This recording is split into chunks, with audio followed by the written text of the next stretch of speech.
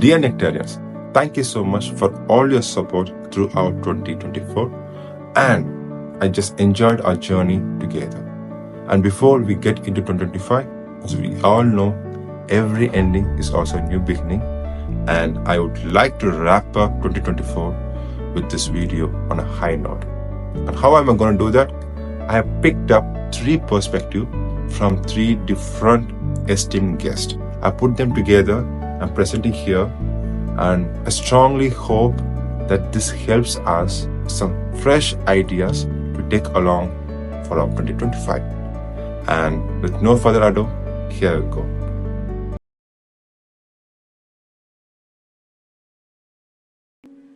So how do you handle this anger? Because life is not a bed of roses. Every day there is some situation or the other which gives you anger, which puts you into discomfort. It is not always a comfort zone throughout the day. 24 hours. Some way or the other, there is somebody disappointing you. Somebody making you angry. Somebody acting the way you don't want to be acted upon. Right? So what do? You have to handle that. Because you can't survive. You have to handle. There is no other go. In such a situation, what do? Number one, in the case of frustration, if somebody shouts at you for nothing, for no mistake of yours, ignorance, point number one. You ignore. Just ignore and keep quiet. Okay? Just ignore. Or listen as if you are listening to the person and start humming a song within yourself so that what he speaks will not get into your ears. You can just give a blank stare, whispering something within yourself. You will be hearing and not listening to what he says. Okay. He or she says. So that is one way to come out of it. Number two, if possible, shifting of energy. Just get up from the place. That's all. Okay. Just get up from the place, walk and come back. Number two, shifting of energy. This shifting of energy can be for both. If it is going to be between a boss and a subordinate, you can't get up. But if it is going to be from your side, if you are angry with somebody and if you really want to shout at them, you can just get up from the place, go, walk and come back, you will be a little calm. Right? Shifting of energy. Number three, if you want to let out your anger is again another energy, gush of energy. To let out your energy. So what do? Do something productive. And for ladies, I would suggest making rotis at home. When you knead the dough with all your energy, the knead is soft. Yes, the flour is soft. At the same time, you let out your anger. This is from a personal experience. Also, washing bed sheets. Shed your energy washing clothes. And then you come back, you forget for what you got angry with. Right? Yeah. That is one. Number 5, be creative. Immediately shift your energy to something which you like the most. Totally unrelated. Okay.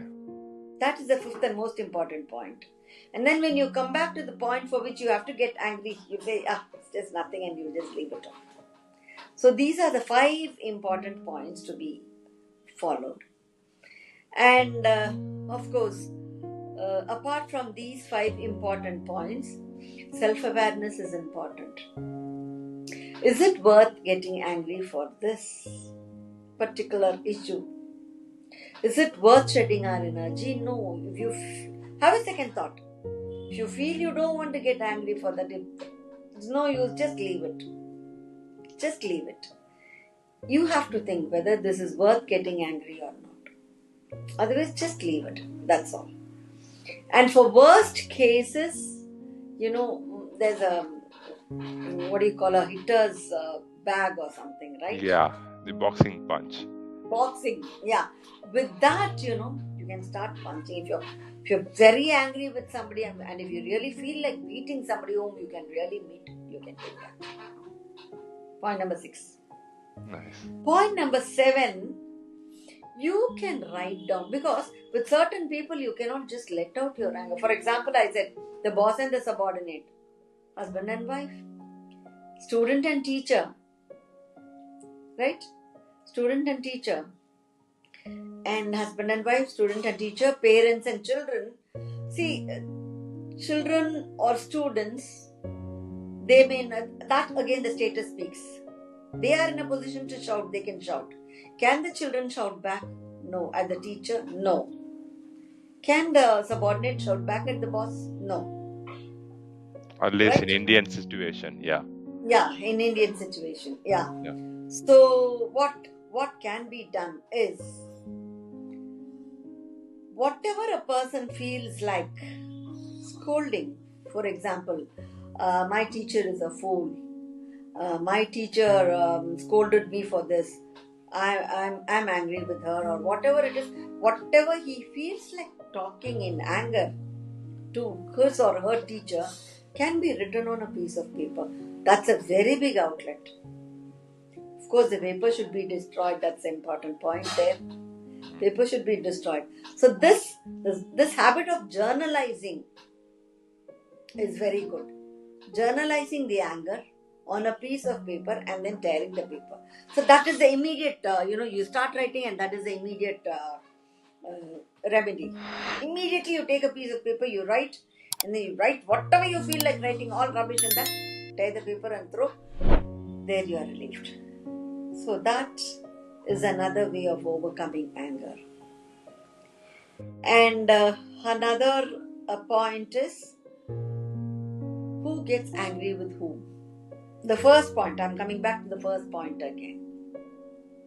If there is a reason behind the other person getting angry with you, just keep quiet. Just keep quiet. Calm. Next point, take a deep breath. When somebody is shouting at you, or when you need to shout at somebody for the mistake they've done, take a deep breath. Okay? Like that. And then say whatever you have to say. Or take a deep breath when somebody is scolding you and just keep quiet listening. Automatically, that will not get into your body. And the last point is, this is again my experience, and I don't know, majority also would have experienced this. Whenever a person is sad or angry, he or she doesn't eat. That tells upon the food habit. The day he or she is angry, doesn't eat. But in my case, it's the reverse. When I'm angry with somebody, I at least pick up an apple or something from the fridge and start eating. I eat something that suppresses my anger. Go have at least a little bit of curd rice, or go have something. Have an apple from the fridge. The minute you're angry with somebody, go eat something and come. That suppresses your anger. Anger is again an energy, negative energy.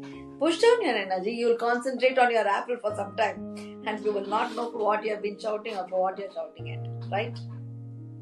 A cup of tea, cup of coffee, an apple, or whatever it is.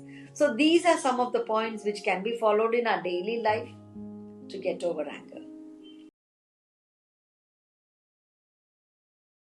Very different, want to have a very long-standing relationship. We are not in that state to give advice. But so far in this journey, what I've observed, I will tell.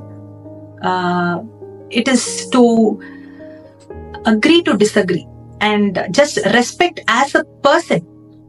When you give the tag of husband, wife, I feel the element of ego, or what you say is right, what I say is right, why I should agree, all this will come. But that element of,